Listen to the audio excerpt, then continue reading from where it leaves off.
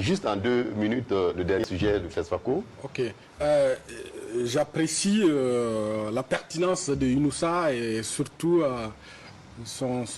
la passion qui accompagne son argumentaire. C'est vrai. Au fait, si vous voyez, peut-être je suis un incompris, mais je l'assume.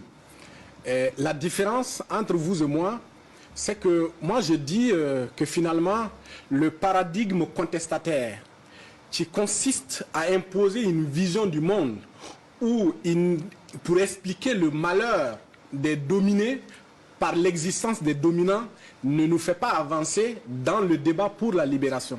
Au fait, la liberté, pour se libérer, on n'a pas besoin de dénoncer. Pour se libérer, on a besoin d'arrêter d'obéir. Ça fait des décennies que nous dénonçons ici et ailleurs l'oppression des oppresseurs.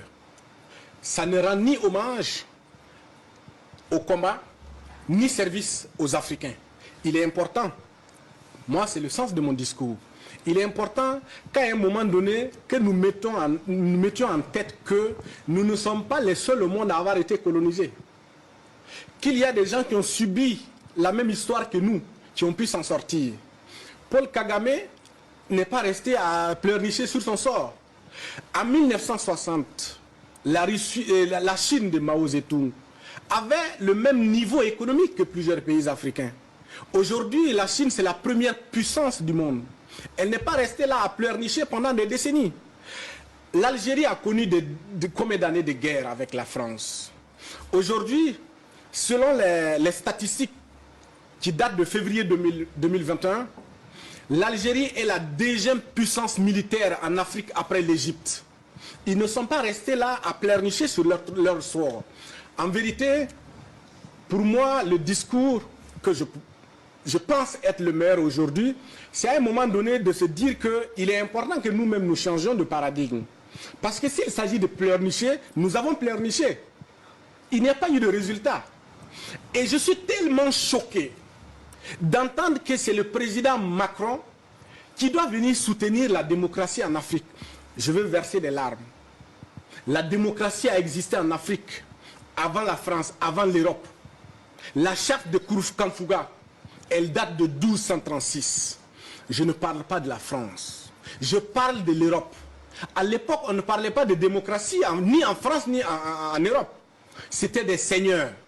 C'était la jungle. C'est-à-dire leur vie, ils devaient se battre pour leur propre survie.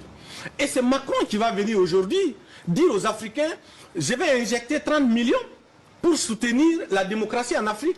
C'est l'hôpital qui se moque de la charité finalement. La démocratie, elle a existé en Afrique avant la France, avant l'Europe.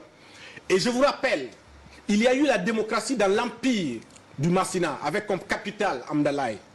C'était un régime théocratique, mais la démocratie l'a emporté. Ce qui ne marche pas aujourd'hui, ce n'est pas la démocratie, c'est la démocratie électoraliste.